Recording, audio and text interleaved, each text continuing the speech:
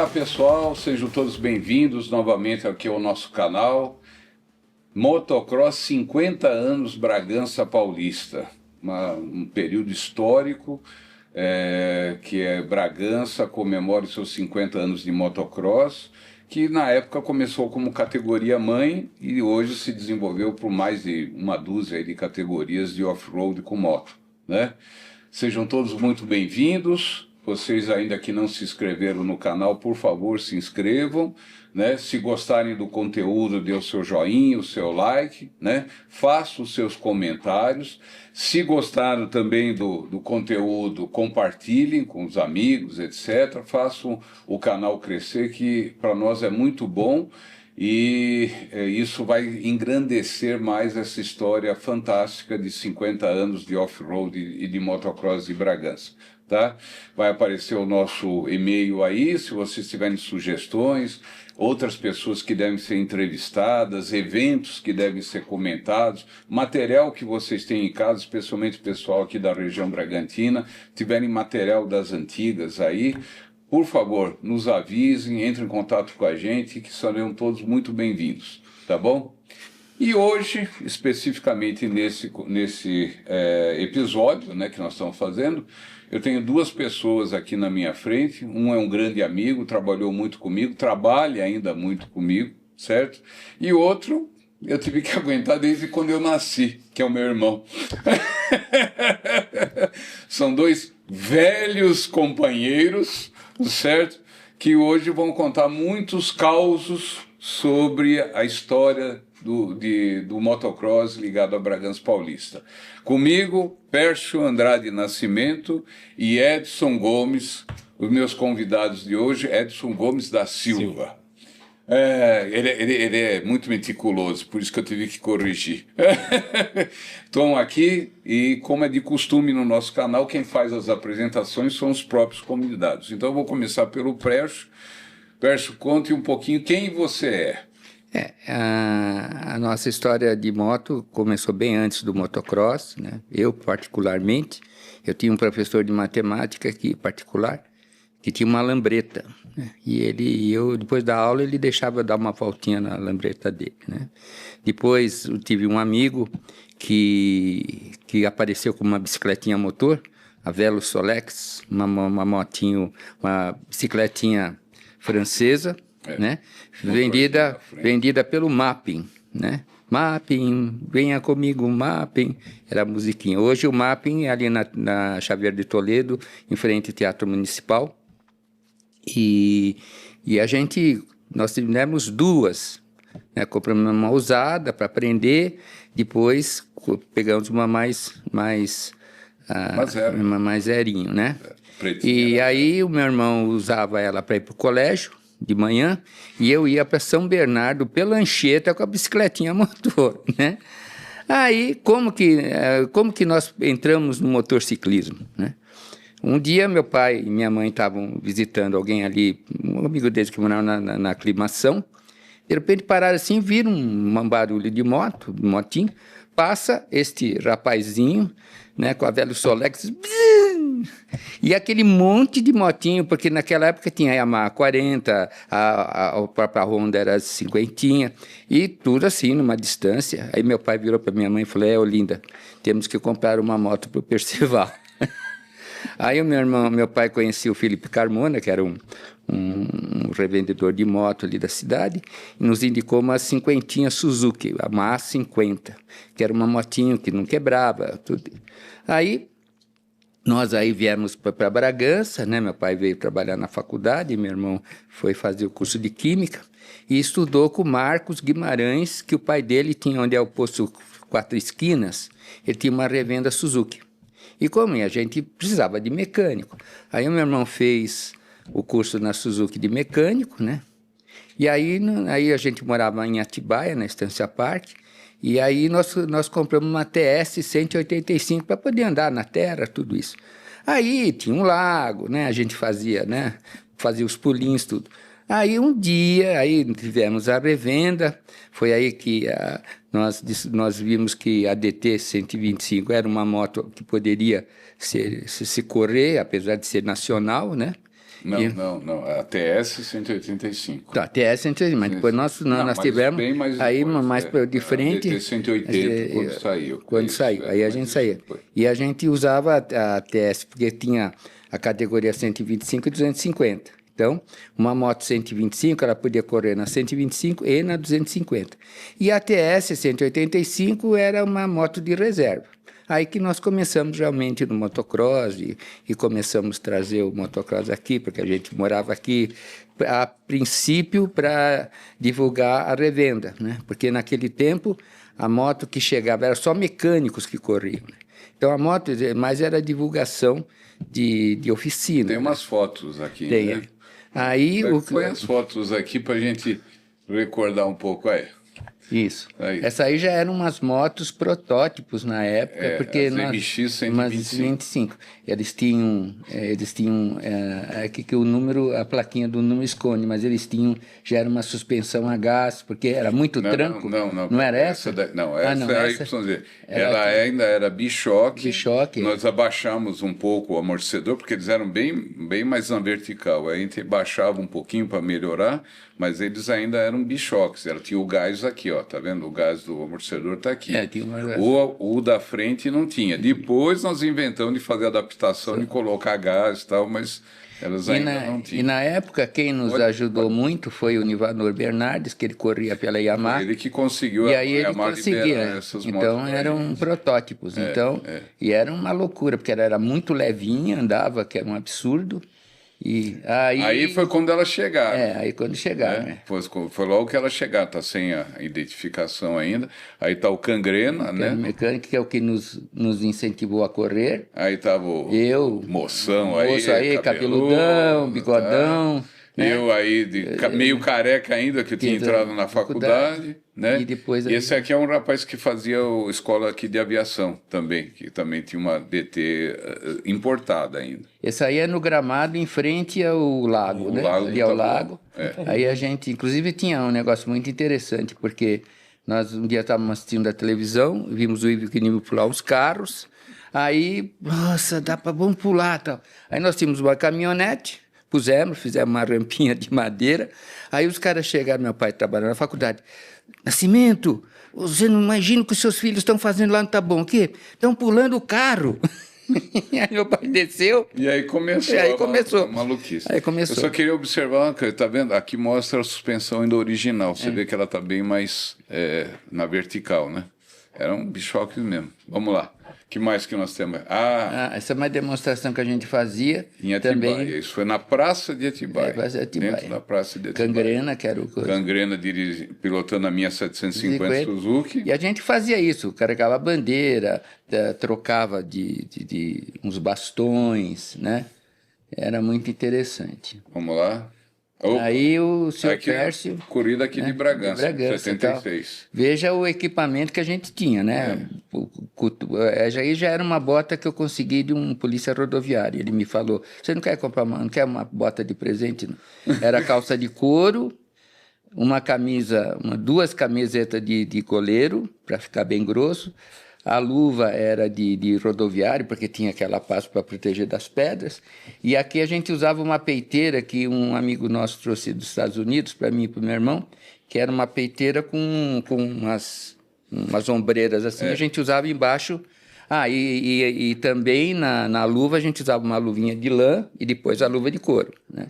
E lembrando que antes dessa peiteira nós fizemos uma Ancelaria Brasil, que era de couro, né, por causa das pedras. Fizemos a calça de couro, porque antigamente a gente corria com calça jeans, né, com uns enchimentos assim, porque caía muito, né? E arrumamos umas queixeiras de beisebol. Para o capacete aberto, óculos, né? Óculos comum. E era assim os equipamentos, né? Aí dá para ver bem o equipamento. Tal, que isso também é antes da largada. Percival e Pércio. Aí... Tem muita foto aqui de Bragança, porque tinha o Tito. Algumas até vai aparecer o nome do Tito embaixo. Aqui tem. Tito, tá escrito aqui Aí minha irmã estava falando assim, ele vai passar, não vai passar. Sei, tá certo. Aqui está o Pércio Maurício Tartari, ó, do lado dele, correndo com a moto do Pedro Melo. Aí está com o Nivanor Bernardes. Nivanor, esse número 1. Número 1. E o Pércio contando piada, provavelmente, porque está o Nivanor rindo, ele rindo, e eu falei, meu Deus do céu, estamos para largar e esses caras contando piada. Não tem jeito. Hora da largada era... Aí o seu Pércio pulando carro. Essa rampa já era um cálculo que o pessoal da faculdade fez para nós, né? E a gente pulava, né, os carros E o pai está aqui assistindo. Né? O pai está assistindo. O pai punha os carros embaixo e assistia, maluquice. Aí Nivanor. Já está Nivanor conversando com a gente, os Cateninha junto aqui também. Aqui não aparece o Pércio. O que mais? Aí de novo, mesma foto. Voltou tudo de novo? Não, nós estamos sem queixeira. É isso aqui. Aqui mostrando o público que tinha na corrida, né? O pessoal ficava muito perto da pista para ver o povo passar. Aqui era um barrão, que a pista tinha que ter um barro, né? Que o pessoal gostava de ver a moto passar no barro. E ficar no barro. Passava não, ela ficava. E o povo ficava todo na pista para ver de perto. Hoje, também as motos não tinham a velocidade que as que tem hoje também, né? Pode passar. E a dupla. Que mais? Também aí com o Maurício Tartari. É isso aí. Basicamente são essas aqui. Também isso foi em Londrina. Bom, para um pouquinho aí, que agora eu tenho que falar com esse outro personagem que está com a gente aqui, grande amigo, Edson Gomes da Silva. Isso. Falei certo agora, doutor Edson? Faltou José, mas não tem problema. Edson José Gomes da Silva. Isso. Meu Deus do céu. Mas é isso aí. Bom, seu Edson, conte a sua história ligada ao motocross, que senão nós vamos ficar aqui 2 horas só para introduzir o processo. Bom, em primeiro lugar, prazer enorme, né? De poder participar eu que tenho o prazer aqui de rever os amigos e estar sempre em boa companhia. E, na verdade, o Percival e o Pércio, essas fotos que nós acabamos de ver aí, foi exatamente o início de tudo, como tudo iniciou, né? O Percival e o Pércio são os pioneiros aí no motocross no Brasil. E eu, nessa época, tinha 14, 15 anos de idade, então... ficava deslumbrado com aquilo, né? Porque era uma coisa maravilhosa. E a gente pegou amor pelo esporte. E mesmo não participando, não correndo, né? Mas ao longo da vida a gente foi se envolvendo com o esporte, né, Percival? Chegamos a ser comissário desportivo da Federação Paulista. Que eu queria perguntar. Como é que foi a sua entrada como comissário da Federação Paulista de Motociclismo da época, que era a federação muito forte, né? As corridas em São Paulo até eram melhores do que as corridas do brasileiro na época, né? E aí você foi para lá, entrou junto, o diretor técnico era o Eduardo Calazans, não é isso? Isso, de Jundiaí, né? E como é que foi isso aí? Foi uma experiência de vida assim, fabulosa, porque através da federação, primeiro motivado pelo amor ao esporte, né? Que sensacional, é uma coisa que pegou, o bichinho mordeu lá atrás, pegou e a gente, tanto é que você falou uma série de coisas interessantes, que falou do barro, por exemplo, né? Da lama. Eu me lembro perfeitamente, com 16 anos de idade, eu cheguei aí de carona para Sorocaba para ver vocês correrem lá, né? E até foi interessante porque choveu no sábado de uma forma assim estúpida que no domingo ainda não conseguia ninguém andar, vocês e mais ali 2, 3 pilotos que realmente conseguiram completar a prova. Então, quer dizer, Teve o amor... Uma bateria que largaram 32, terminaram 4. Exatamente. Foi a Posso última? só fazer um adendo? Claro. Nós fomos correr em Belo Horizonte, né? Acho que foi em Belo Horizonte. Nós fomos correr muito barro, e nós ficamos num hotel 5 estrelas, né? Aí chegamos do treino, né? Que no sábado, aqui nós éramos assim, o homem lama, né? Assim. E aquele carpete assim, né? Vermelho assim, né? Aí que nós pusemos o pé, o gerente, para, vamos tudo para a garagem. Já pegou hidrante e não, e olha, nós tivemos que tirar o equipamento, porque nem com o hidrante era barro, nossa senhora. Mas nessa corrida aí tinha Então, muito barro. E aí o que aconteceu? Eu acho que você vai contar uma história que eu me lembro um pouco. Porque na 250 foi a última bateria, lembrando que naquele tempo as baterias eram longas, né? Longas, era 40 minutos mais 2 voltas. Chegou a ter 45 mais 2 voltas. E a gente participava das 4 baterias. Corria de 125 e 250. Uma maluquice. Na última da 250 chegaram 4. Isso. Eu fui o 4º colocado. Só chegaram os 4. Nivanor, eu acho que o Beto Botcher, não me lembro mais quem estava junto, e eu. O tal de Chupeta? Não, Chupeta não. O Chaveta. Chaveta. O Chaveta do Rio de Janeiro. É isso mesmo. Foi Chaveta, isso mesmo. Eu acho que foi Nivanor, Chaveta. O Beto Botcher não era dessa época ainda, não. Acho que foi o Neco de Poços de Calda e eu. Porque o Neco cortou o caminho. E ainda tinha essa. Depois o Nivanor falou, olha, eu passei o Neco, depois ele estava na minha frente, como assim? Eu falei, que ele chegava ali no final e cortava caminho, por isso que ele estava andando tão forte assim, cortava caminho. E não tinha jeito, ninguém estava conseguindo ver nada, um barro desgraçado. É isso mesmo. Mas foi isso. Você tem um lance de uma decidona, é isso que você vai falar? Que ali todos paravam ali, o congestionamento terrível, e ali foi fazendo uma seleção natural, digamos assim, né? Ali muitos já desistiram, mas foi uma corrida bastante interessante. Só vou fazer mais uma parte. Nessa corrida, tinha o Adoc Lobo, que era um bom piloto do Rio de Janeiro. Eu me lembro bem porque ele também corria com um número próximo do meu, era 45. E eu estava na frente dele, eu estava lá entre os 5 primeiros, vindo e tal. Quando nós chegamos nessa decidona, estava todo mundo atolado lá embaixo e não tinha por onde passar. Se a gente fosse, ia ficar também. Aí eu parei. E fiquei olhando, dali um pouco ele chegou e eu virei para ele, para, porque não dá para passar. Ele foi, olhou, não dá. E agora? Eu falei, não, agora faz fila indiana, vamos esperar a turma sair, cada um passa. No meio de uma corrida, olha a loucura. Não tinha como passar. E é até interessante, porque as fotos ali deixaram bem claro, assim, que o público era a parte integrante da corrida, né? Entravam na pista. Em Bragança, por exemplo... Tantas foram as corridas, e nesse período o público participava e eram não era só o público. O Pércio falou da corrida de Belo Horizonte, que normalmente era em Contagem, Betim, era em volta de Belo Horizonte, e uma vez apareceu uma vaca na pista. Certo? Aí a turma falou, apareceu uma vaca. Eu falei, lógico. Falaram que o touro do Paraná estava aqui e a vaca veio assistir, ué. E o touro do Paraná era o Nivanor. Era o Nivanor, era o apelido dele na época. E então aí voltando aí à época aí da federação, e aí foi uma experiência fantástica, porque poder acompanhar o campeonato todinho. Então a gente viajava para todas as cidades, para todas as etapas.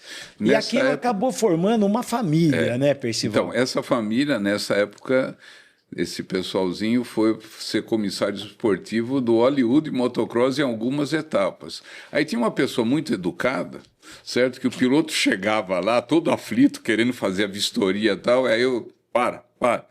Como é que você fazia, Edson? Bom dia. Aí o piloto, sim, a gente já acalmava, né? Como é que foi essa experiência no Hollywood Motocross? Foi um dos maiores campeonatos que tiveram no Brasil. Então, e pelo fato de a gente participar da federação, nós conseguimos trazer aqui, na época, 2 etapas do Paulista, né? O primeiro foi em 87, a Copa Marlboro. Você colecionou cartazes. Nós vamos botar isso aí na tela. Tem o cartaz da Copa Marlboro. E a Copa Hollywood de 88. Né? 2 estupendos eventos. importantíssimos no calendário do motociclismo, que naquela época era o mais forte, né? Era interessante, muito interessante. E depois você disso... organizou também uma outra Copa. Becker, por favor, me coloca aquela foto que eu falei para deixar lá mais para o finalzinho, que está um bom bando de... Essa foto. Esse aqui é Explica essa foto. Bom, é muito fácil de explicar, Percival, muito fácil. Então, aí foi uma homenagem ao piloto Jorge Negrete, onde a gente realizou uma Copa com 3 etapas, né? Que também tem os cartazes. Tem os cartazes que vão aparecer aí das 3 etapas. Nós vamos mostrar os cartazes aí. Então, essa é a equipe chave para... A gente sozinho não faz nada, né?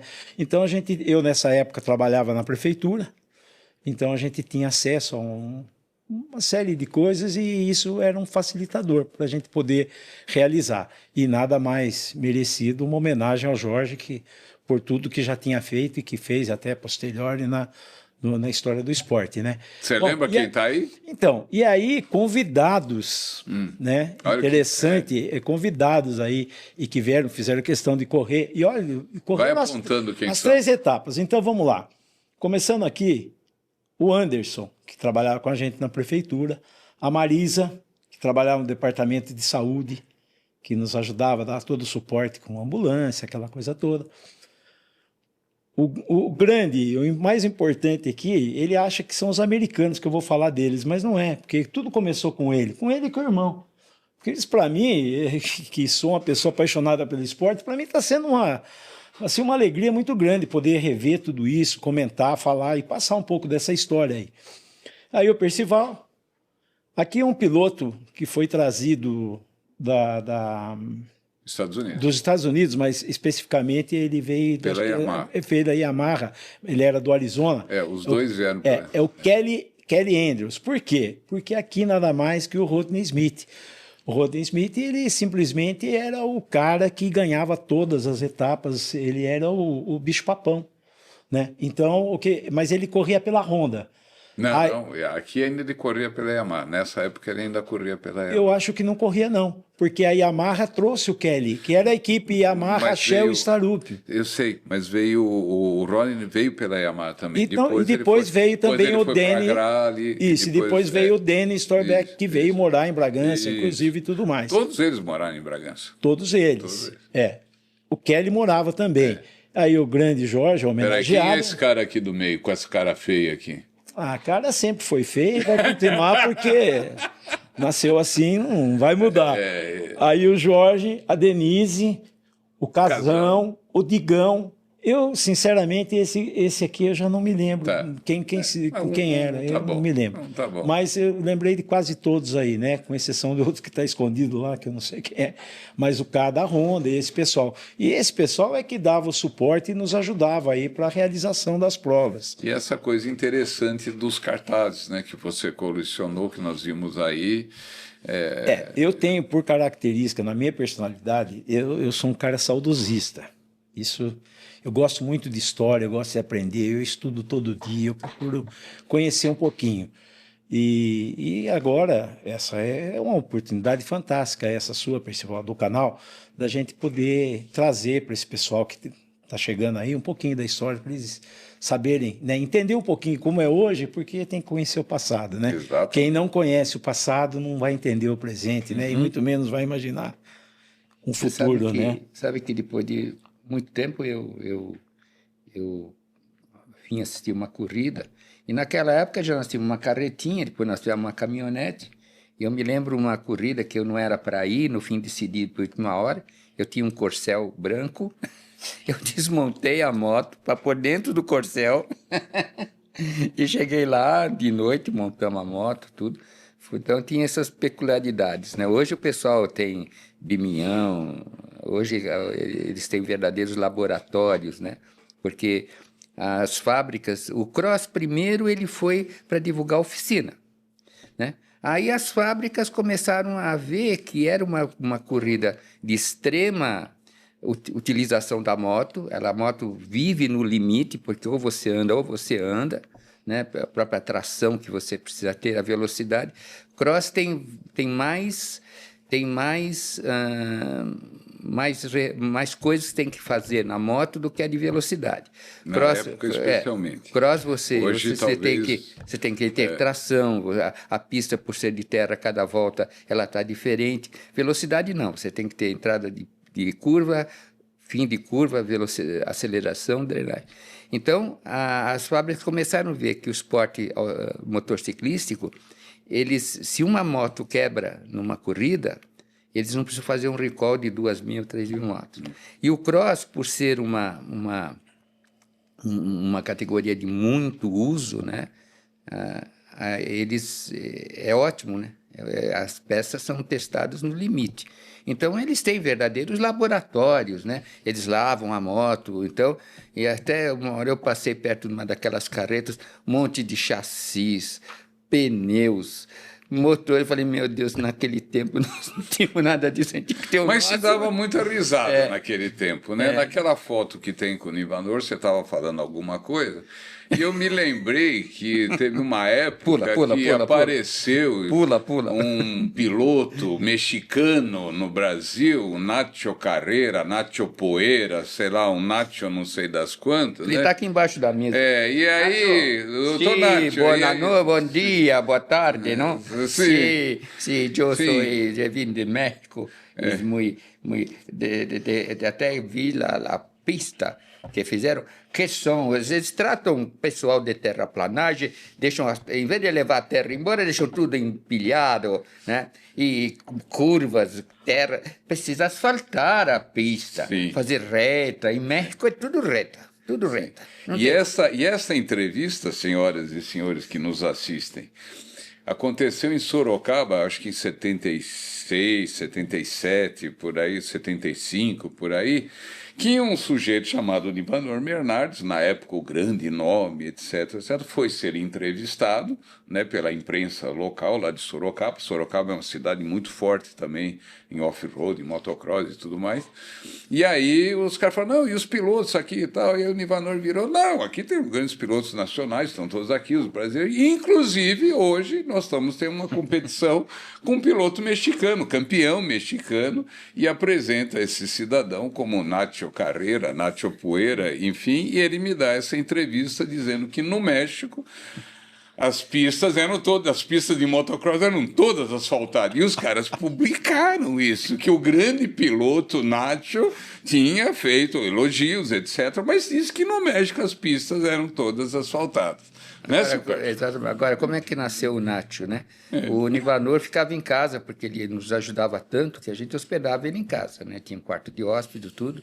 E nós estávamos assistindo televisão e tinha uma propaganda de amortecedor, de alguma coisa assim, e tinha o Nacho Carreira, que era um por ele. E na época eu usava um bigodão, tem uma das fotos aí aparece, eu usava um bigodão, né? A moda do bigode ele também tinha.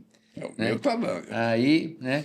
Aí ele falou, Nacho, olha você aqui, Nacho Poeira, né? Falei, Nacho Poeira. Aí que nasceu o Nacho Poeira. E aí o seu Nivanor de vez em quando parava nos treinos na pista, aí eu passava, olhava, via você e ele parado lá, e aí eu cheguei no final do treino e virei, Nivanor, o que aconteceu lá? Você estava parado com o Persa? Lógico, Percival, aquele jeitão italianão dele. Percival, lógico. Onde estão as meninas bonitas, o seu irmão para. Aí ele fica lá batendo pau com as meninas. Foi lá me apresentar também, que Ana Maria não nos escute, mas ele, né, foi lá me apresentar, porque o cara... E esse sem vergonha aí ficava, em vez de treinar, ele ficava vendo as menininhas, né? Fazendo... E eu sou testemunho ocular disso aí. Aí o pessoal sabia... Você foi testemunho ocular da história. Aí o pessoal sabia onde estavam as meninas, né? Aí fazia um tipo quando passavam. Eu ajudei bastante. Ajudou, né? Bastante a imagem do motocross. Tá certo. Mas também, agora, mais recentemente, nessa época que o senhor fez parte da federação, mas o senhor é uma pessoa, dá para se perceber hoje, um senhor, né? Muito sério, muito, né? Mas o senhor era muito amigo, eu acho que de um cara que trabalhava na Globo, né? De um jornalista da Globo, um tal de Paulo Francis, já falecido, né? Realmente. E um dia ele foi lá na corrida. Como é que foi o Paulo Francis lá na corrida, lá, que ele apareceu no meio dos treinos? Essa é uma história interessante, porque essa foi uma brincadeira que a gente fez, eu não me lembro que etapa foi, não sei se foi, que depois eu tenho uma outra história para Foi contar. Tietê ou Franca, né? Eu acho que foi em Franca. Acho que foi em Franca, porque a gente não pode esquecer aqui de um grande nome, né? Que foi o companheiro da gente da federação, o Bartô, né? O Bartô. Personagem, né? O Bartolomeu era diretor esportivo. Era um dos diretores, uma pessoa maravilhosa. E ele era muito engraçado. E aí foi uma coisa desse tipo. E aí me colocaram um microfone, rapaz. Aí eu tive que imitar o Paulo Francis. E o Percival tá me pedindo isso aqui agora. É lógico. Não, mas então, porque parou a corrida, né? Porque era justamente um intervalo dos treinos, né? Isso. Os pilotos estavam tudo no box. Aí o Mário Lima era o presidente. Isso. E aí o Mário Lima fez um agradecimento aos pilotos e tudo mais, que estava tudo correndo bem. E ele falou que ele estava muito honrado com a presença do Paulo Francis, que era um cara da Globo, que se famoso. A gente falar hoje Paulo Francis, que já é falecido, mas ele foi um grande intelectual, um jornalista da Rede Globo, que era correspondente da Globo nos Estados Unidos. É como se o William Bonner estar no evento, alguma coisa assim. Exatamente, foi isso que aconteceu. E se fosse nos dias de hoje, ele falaria assim: Percival Nascimento está comemorando 50 anos de motocross. Ele e seu irmão Pécio são os pioneiros do motocross no Brasil.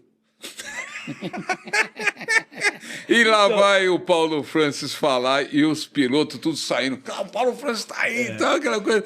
Eu falei, só se vê no motocross, nessas maluquices. Eu tô fora de forma, né, de imitar alguém, mas foi algo mais ou menos desse tipo. Foi mais ou menos isso. Realmente. Na época enganou muito bem. Muita gente caiu. Mas... E o negócio da ambulância? Então, era isso que eu queria falar. Depois do Nátio Carreira, eu não poderia ficar por baixo, né? Eu não podia ficar atrás, né? Então ele tem que contar essa história da ambulância. Bom, a proatividade, e acho que isso é uma coisa bastante interessante a gente deixar registrado, Percival. Pércio começou correndo e terminou como locutor de prova. O Pércio chegou a narrar provas em Bragança. Então, assim, eram todos muito versáteis. Todos nós, todo mundo fazia um montão de coisa. E teve uma prova que ela estava na iminência de não acontecer, porque ia faltar uma equipe médica. Por falta de uma equipe médica. Não estava garantida ambulância e tal. Pois o Percival não se fez, não deixou por menos. Eu me lembro perfeitamente que nós tínhamos um amigo nosso, engenheiro, que tinha uma construtora que era o Sérgio Titanegro e o Sérgio Gutierrez. Sérgio Gutierrez, os dois Sérgio. Pois não é que ele emprestou uma belina branca. Uma belina branca. Ele emprestou uma belina branca. Dr. Gilberto Romani, mais o Luciano, hoje, dono da CRB lá, de exames, montaram uma equipe médica. O Percival adesivou a belina. E nós vamos lá para Matão. Arrumei, a prefeitura me emprestou maca, não sei o quê. Equipamos, montamos uma ambulância e vamos nós para Matão. Matão. Cidade longe, né? E fomos nós de ambulância para Matão.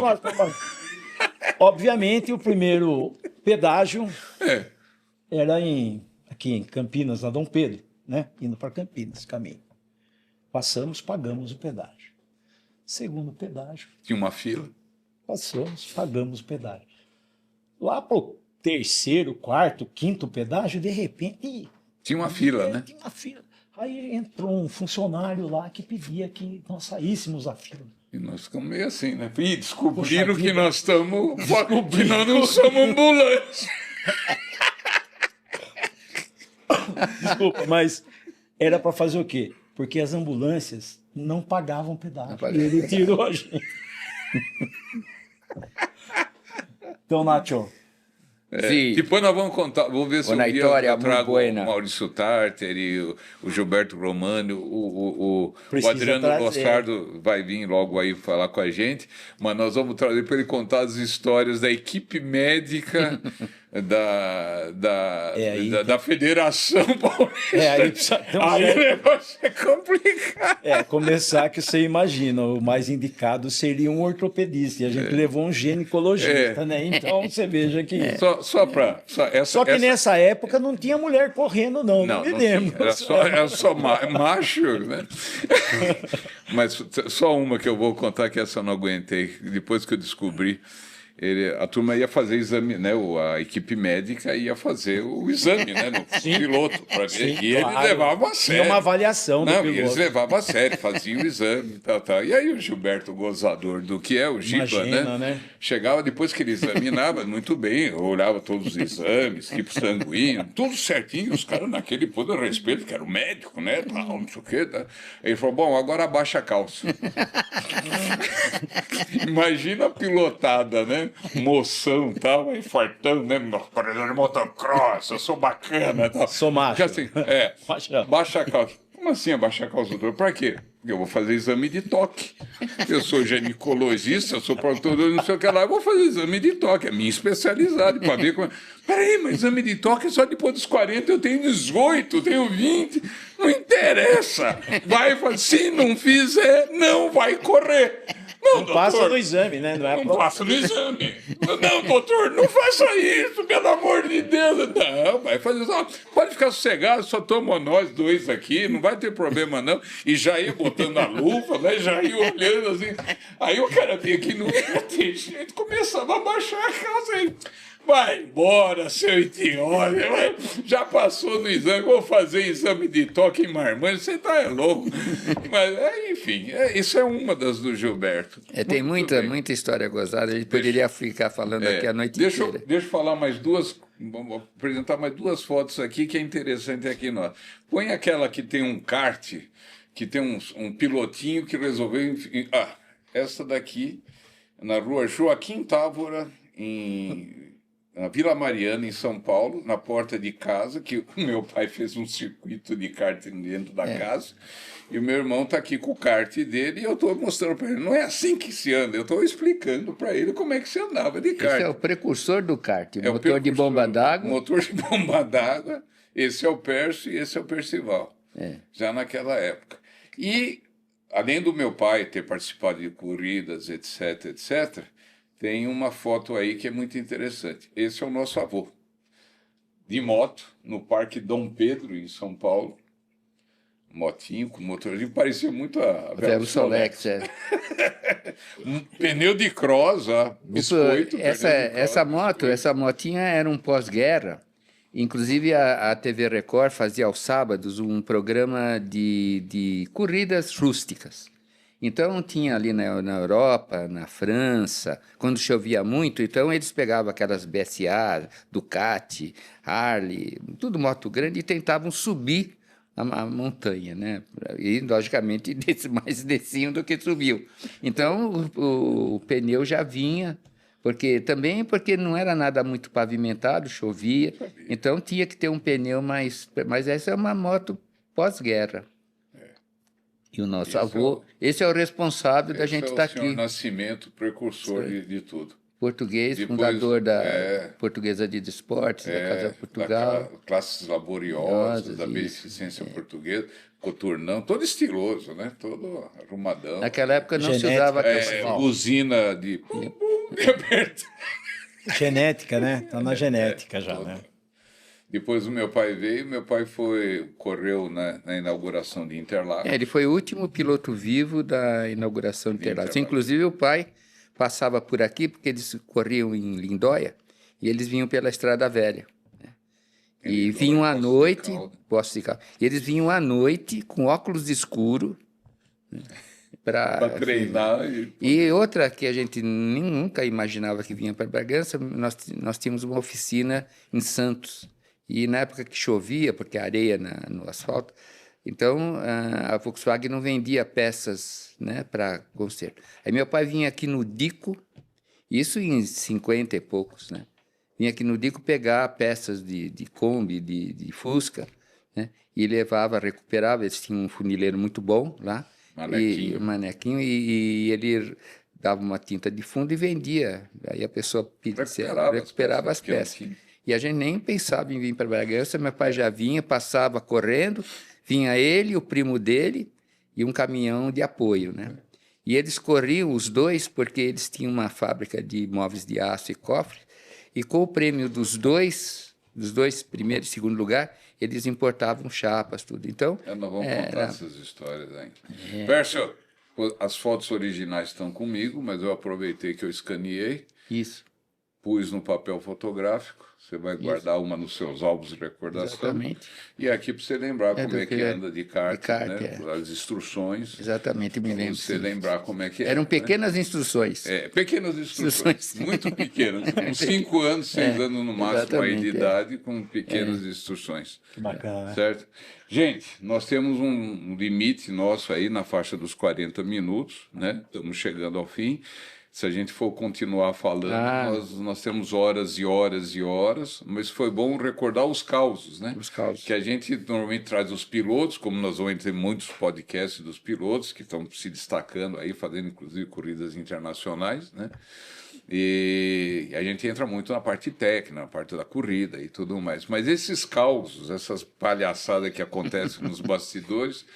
E o tempo realmente, porque a gente não falou do Sidão, não falou do Ricardo, né, tantos os pilotos, né, são tantas histórias, né? Nós pretendemos fazer isso para quem nos está assistindo, né? O objetivo desse canal que nós inauguramos foi justamente resgatar a história do off-road de Bragança, né? Começou com a motocross, que era a categoria mãe, que naquela época basicamente só tinha motocross. Aqui no Brasil, fora já tinham outras categorias, como o Pércio lembrou também.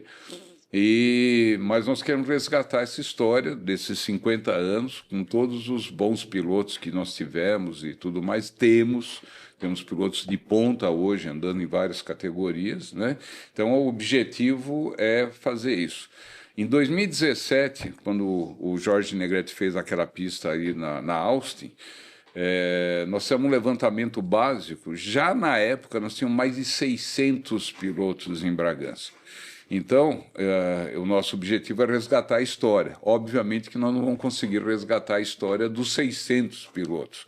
Se a gente conseguir trazer para esse programa ao longo deste ano aí que vem de 2025, uns 150, 200 pilotos, vai ser muita coisa. Isso porque nós vamos trazer sempre de dupla e tudo mais. Mas tem muita gente participando, né? E aqui eu quis trazer essas duas personagens porque eles têm essas histórias peculiares também. E mais uma coisinha, naquela entrevista que o Negrete falava, que punha o óculos, né? Isso é no nosso outro podcast. Assista o canal. Vocês não imaginam, a emoção é indescritível.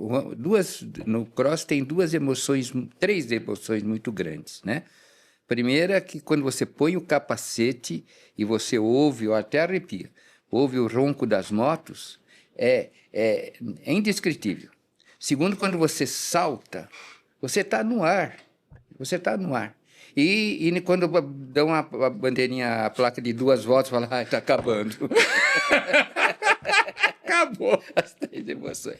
Muito bom. Foi muito bom, muito bom, gostamos. Muito obrigado vocês estarem aqui. Obviamente, durante esse ano nós vamos ter vários eventos. Provavelmente nós vamos se reencontrar aqui. Tá Contar bom? das hospedagens. Sim, tem muita história. Então, mas viu, pessoal, deixar registrado tudo isso aí, esse é um legado aí. Vocês são os A gente grandes, pretende, viu? com a ideia do Jorge, fazer um documentário, né? Isso. E provavelmente, se der certo, nós vamos fazer uma década de 70, 80, 90, 2000, 2010, 2020 e daqui para frente, né? Porque Bragança vai ter muita história ainda de off-road. Viu? Parabéns pela iniciativa da criação do canal aí, para tentar mostrar para o pessoal que está chegando aí como é que é essa história, como tudo começou. Eu me sinto prestigiado, né, por ter sido convidado aqui. Tem história. São os meus ídolos aí. Gente, obrigado. Vocês estão nos assistindo. Se gostaram do conteúdo, realmente colaborem com o canal, se inscrevam, dê o seu like, faça os seus comentários, mande as suas sugestões aí no nosso e-mail, tá? que nós vamos melhorar bastante e tentar atender o máximo possível e resgatar o máximo possível dessa história fantástica, que é um patrimônio para a Bragança e região, com tantos pilotos bons que surgiram, né? Para nós é uma honra sermos os pioneiros, os que iniciaram. E hoje, quando eu vejo especialmente os pequenos aí que vêm, aí tem o Juareizinho, fizemos podcast com ele, fizemos podcast com o Gustavo Pinheiro, enfim, são pilotos que vêm, é uma nova geração que com certeza vão trazer grandes alegrias para Bragança, como o Jorge Negrete e tantos outros. Até falei, cuidado, Jorge, porque essa molecadinha eu acho que ainda vai ter mais título que você se não tivermos um campeão mundial. Tem gente aqui que vai fazer podcast, a gente que vai participar de campeonato mundial de outras modalidades do off-road, mas é muito bom. Muito obrigado pela participação, gente, muito obrigado. Nós que agradecemos. Até o próximo conteúdo. Obrigado.